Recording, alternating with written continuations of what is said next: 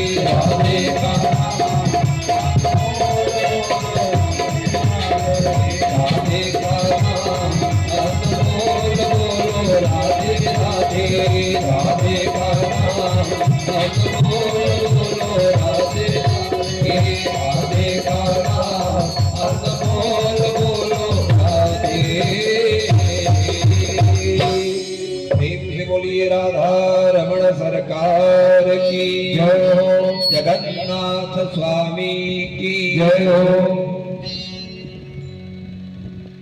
परम मंगलमय श्रीमद् भागवत महापुराण की ज्ञान गंगा के प्रथम दिवस की मंगलमयी परिचर्चा में हम लोग समेकित रूप से प्रवेश कर रहे हैं। शास्त्र कहता है कि जब जीवन के बहुत पुरुषार्थ धर्म अर्थ काम मोक्ष एक साथ हमारे जीवन में उदय होते हैं, तब हमको भागवती कथा कराने का, भागवत की कथा का पान करने का, भागवत की कथा में बैठने का लाभ प्राप्त होता है। यह एक दो जन्मों का पुण्य नहीं है, जन्मांतरे भवेत पुण्यम तदा भागवतम लभेत।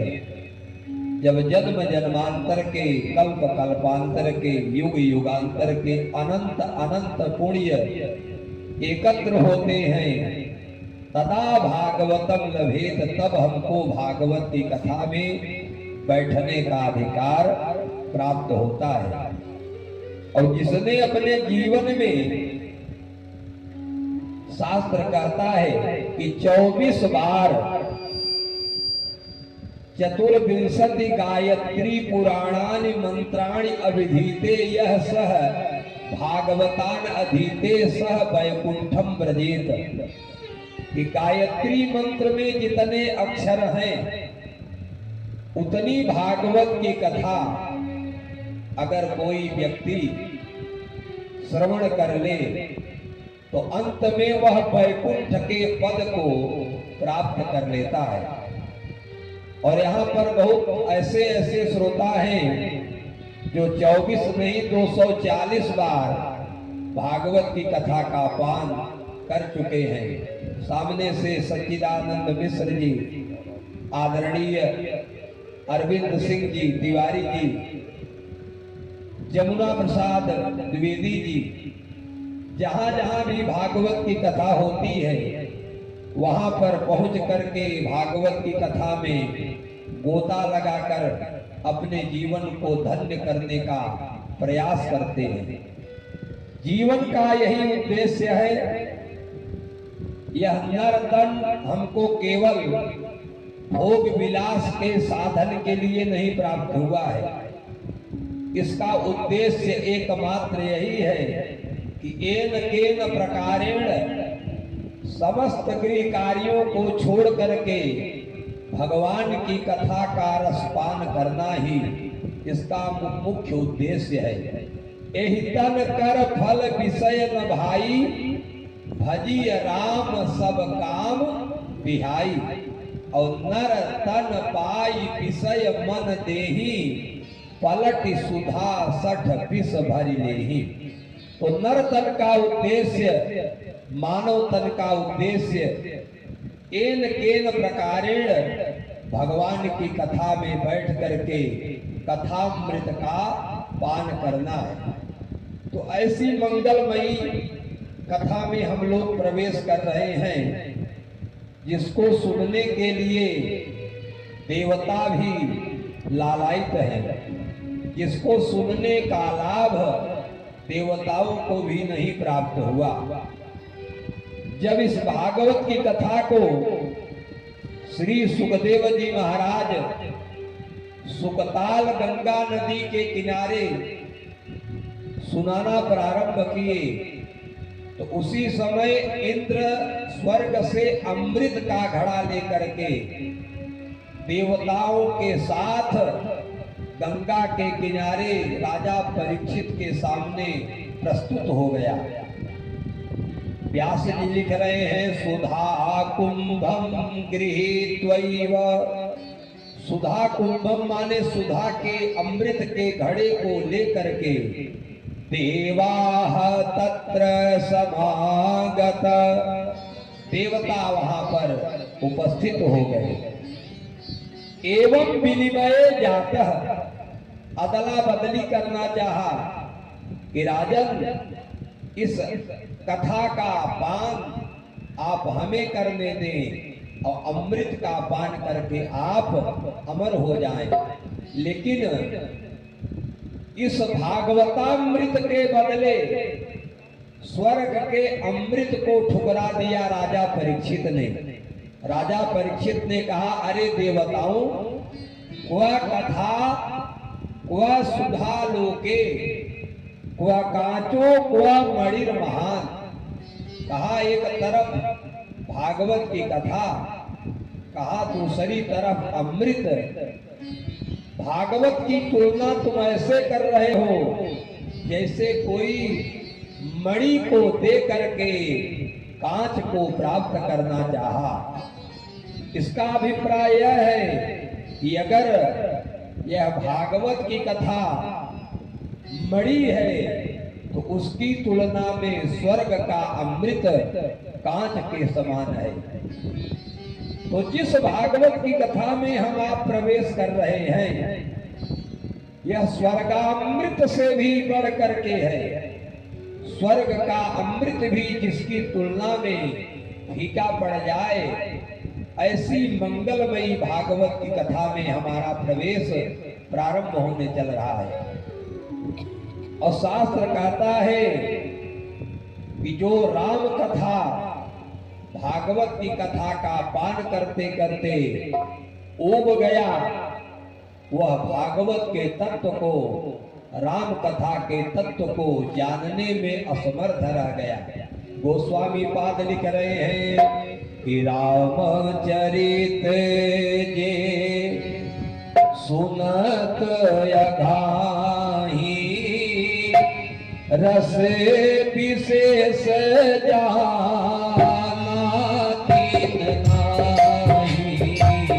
रामचरित जे सुनत अघाही, रस विशेष जाना तीन नाही। रामचरित जे सुनत अघाही, रस विशेष जाना तीन नाही। रामचरित जे सुनत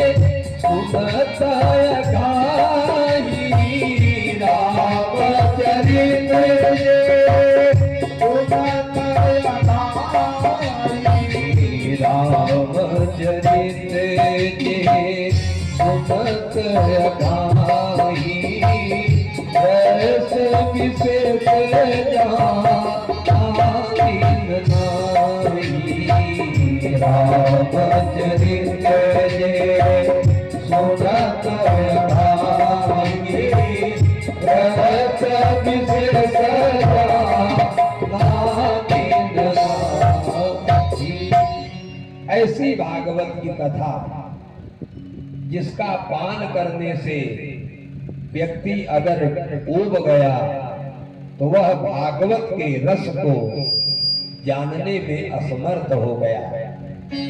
ऐसी मंगलमयी भागवत की कथा में हम आप प्रथम दिवस की परिचर्चा में प्रवेश कर रहे हैं।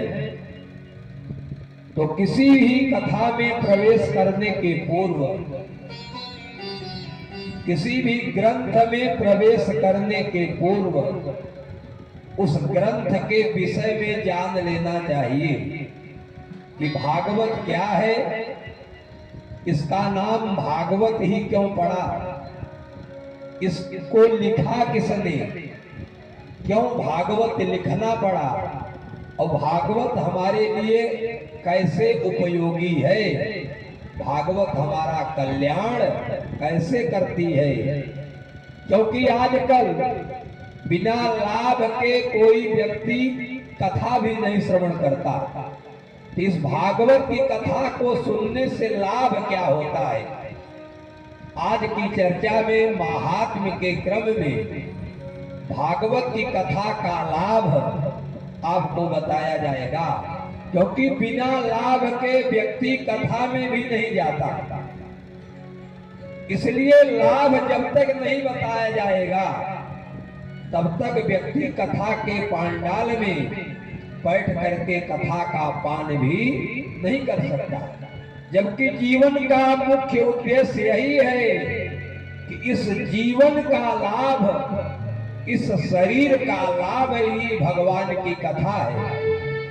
इस शरीर को प्राप्त करने का सबसे बड़ा लाभ हमारा मन, हमारा तन, हमारा जीवन भगवान की कथा में लग जाए, यही शरीर प्राप्त करने का सबसे बड़ा लाभ है। तो सबसे पहले नामकरण किया। कोई भी ग्रंथ बनाया जाता है तो उसका नामकरण किया जाता है। तो कहा महाराज इसका क्या नाम है, कहा इदम भागवतम नाम, कहा इसका नाम है भागवत। कहा इदम भागवतम नाम पुराणम ब्रह्म संहितम। कहा यह सामान्य पुराण नहीं है, ब्रह्म संहित पुराण है, जिसमें वेदांत के दृष्टांत को परोसा गया है, जिसमें वेद का रस समाहित है। इसीलिए इसका नाम भागवत पड़ा। इदम भागवतम नाम पुराणम ब्रह्म संहितम। तो गोस्वामी जी से लोगों ने पूछा, महाराज आपने अपने काव्य का नाम रामचरितमानस ही क्यों लिखा?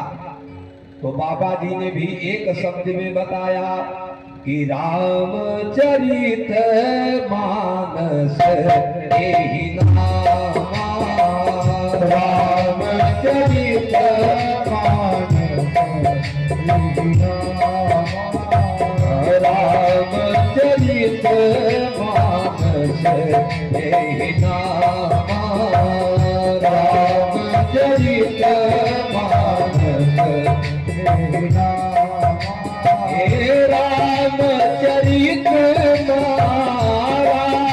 रामचरित बस यही सुनत श्रवण पाइए विश्राम, सुनत श्रवण पाइए विश्राम, सुनत श्रवण पाइए विश्राम। इसीलिए इदम भागवतम नाम पुराणम ब्रह्म संहितम का इस शास्त्र का नाम है भागवत, और यह ब्रह्म संहित पुराण है। अब प्रश्न यह उठा, भागवत किसको कहते हैं, भागवत का अर्थ क्या है? तो व्यास जी ने बताया, भगवता प्रोक्तम भागवतम का जो भगवान के मुख से निकला है उसी का नाम है भागवत। जो भगवान ने अपने मुख से बोला है उसी को भागवत कहते हैं। भगवता प्रोक्तम भागवतम। भागवत का दूसरा अर्थ बताया, भगवतः इदम भागवतम। जो भगवान के भक्त हैं उन्हीं को भागवत कहा गया, क्योंकि दसम स्कंद के पहले जितनी कथा आई है सारी कथा भगवान के भक्तों की ही आई है। और दुनिया में 12 महाभागवत हुए। जो भगवान के भक्त हुए वे तो भागवत हुए, लेकिन जो भगवान के परम भक्त हुए वे महाभागवत हुए। उसकी संख्या 12 है। प्रहलाद, नारद, पराशर, पुंडरीक, व्यासांबरीश, शुक, सौनक, भीष्म, दाल्भ्यान, रुकमांगदार्जुन, वशिष्ठ, विभीषणादि, पुण्यानि इमानि परम भागवतां स्मरामि। ये जीवन में 12 महाभागवत हुए। जो भगवान के भक्त हुए उनको भागवत कहा गया, लेकिन जो भगवान के परम भक्त हुए उनको महाभागवत कहा गया। इस प्रकार से जो भगवान के भक्तों की कथा है उसको भागवत कहते हैं।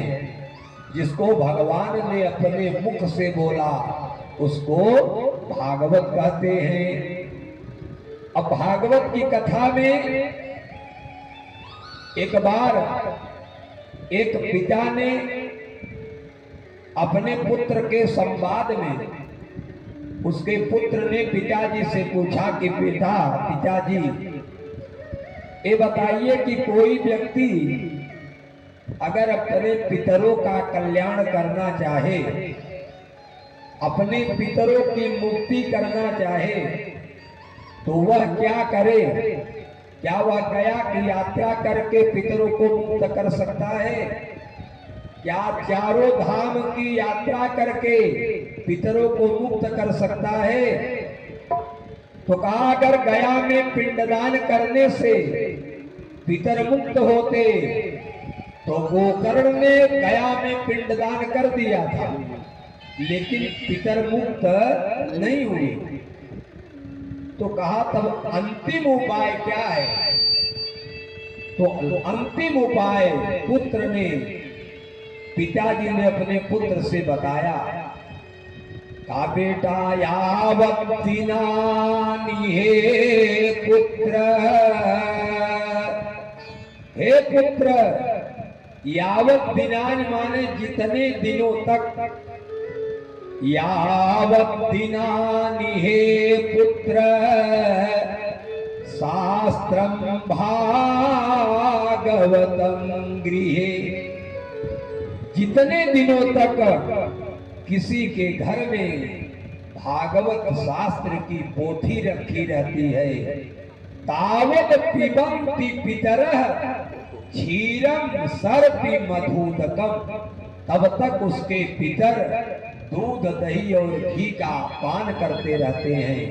केवल भागवत की पोथी रखने से, भागवत की कथा सुनने का महात्म्य, सुनने की महिमा तो अनंत बताई गई है।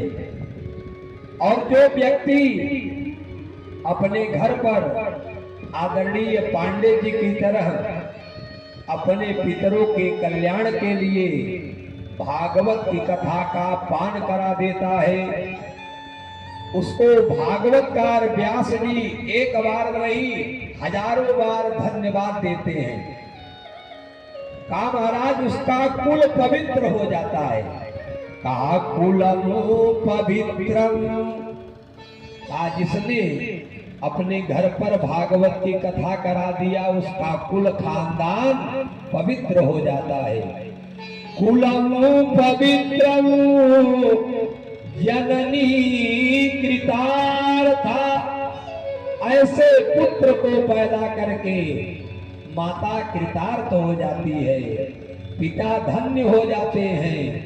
कुलमो पवित्रम जननी कृतार्था, वसुंधरा भाग्यवती च तेन। पृथ्वी भी अपने आप को भाग्यवती महसूस करती है।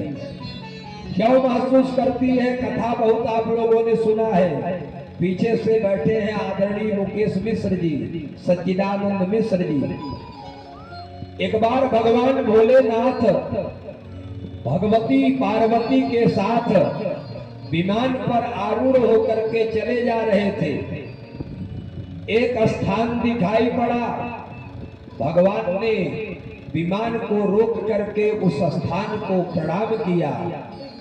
मैया पार्वती ने कहा प्रभु यहाँ तो कोई दिखाई नहीं पड़ रहा है, आप प्रणाम किसको कर रहे हैं?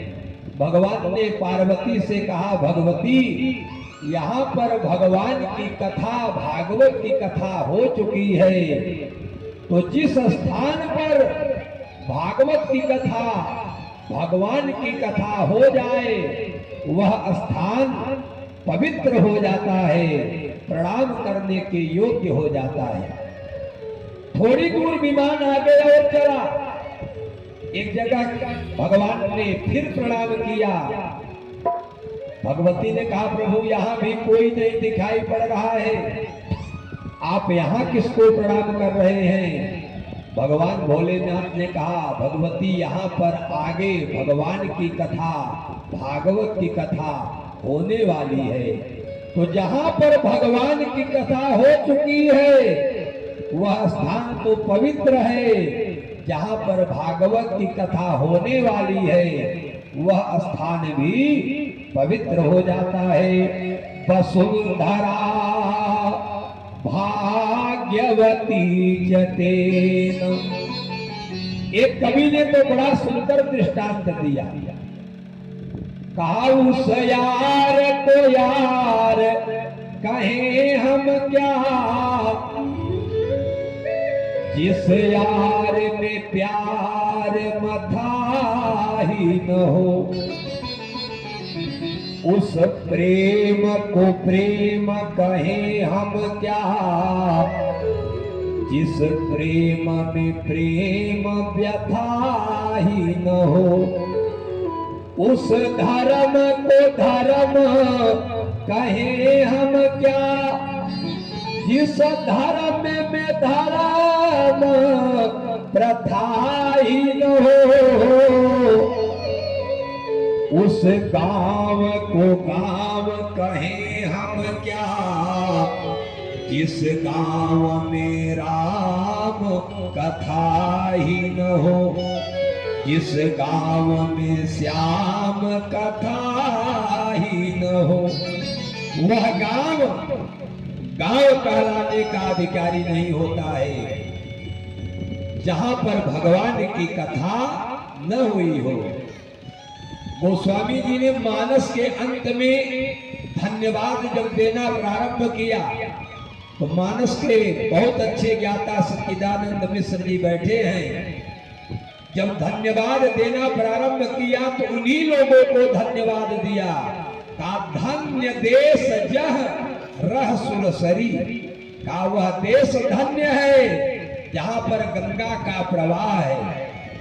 धन्य नारी पतिव्रत अनुसरी, का नारियां वही धन्य है जो पातिव्रत धर्म का पालन कर रही हैं। और धन्य घड़ी सोई जब सत्संगा, समय वही धन्य है हमारा जो समय हमारा कथा में लग जाए, जो समय हमारा सत्संग में लग जाए। और शरीर वही धन्य है जो शरीर हमारी कथा में बैठ जाए। और धन वही धन्य है, सो धन धन्य प्रथम गति जाकी, जिसकी पहली गति है। पहली गति माने जो कथा में लग जाए, जो तीर्थ में लग जाए, जो भागवत की कथा कराने में लग जाए, जो यज्ञानुष्ठान में लग जाए, जो मंदिर निर्माण में लग जाए, जो भगवत चिंतन में लग जाए, जो भगवत भजन में लग जाए, वही धन धन्य होता है। सो धन धन्य प्रथम गति जाकी, और धन्य पुण्य रति मति सोई पाकी। हमारी मति वही धन्य है जिस मन से, जिस चित्त से हमारे मन में, हमारे जीवन में भगवत भजन हो जाए। वही समय, वही कुल, वही शरीर, वही सत्संग धन्य होता है। इसलिए आज यह स्थान परम धन्य है, क्योंकि यहाँ पर भागवत की कथा प्रारंभ होने चल रही है। कि कुलम पवित्रम जननी कृतार्था, वसुंधरा भाग्यवती जतेन। अब जो तीसरा शब्द लिखा, का पिता च स्वर्गे, अगर पिता जीवित हैं तो अपने पुत्र के कार्य को देख करके यहाँ प्रसन्न होंगे, अगर नहीं है तो स्वर्ग से प्रसन्न होंगे। अब आप कहेंगे कि महाराज स्वर्ग जाने वाला व्यक्ति जो जिसका देहांत हो गया, जो स्वर्ग चला गया, तो क्या वह लौट करके अपने पुत्रों को आशीर्वाद देने के लिए आता है क्या? तो इसका प्रमाण लंका कांड में गोस्वामी जी ने दिया। कहा जब भगवान राम ने रावण पर विजय प्राप्त कर लिया, उस समय महाराज दशरथ का महाप्रयाण हो गया था। लेकिन जब ही राम ने रावण पर विजय प्राप्त किया, त्यों ही दशरथ जी आ गए कि देहि अवसर दशरथ आए, देहि अवसर दशरथ आए, तनय बिलो की नयन जल छाए, तनय बिलो की नयन जल छाए। अनुज सहित प्रभु, अनुज सहित प्रभु भगत की आशीर्वाद पिता सब दीना, आशीर्वाद पिता सब दीना, आशीर्वाद पिता सब दीना। तो आपके पिता की, आपके पूर्वजों की, आपके पितरों की आत्मा आज आपके इस भागवत की कथा की चर्चा को कराने मात्र से ही धन्य हो गई है। आपको भूरि भूरि स्वर्ग से प्रदान कर रहे हैं। स्वर्गे पितरश्च, आपके सारे पितर तृप्त हो गए, धन्य हो गए।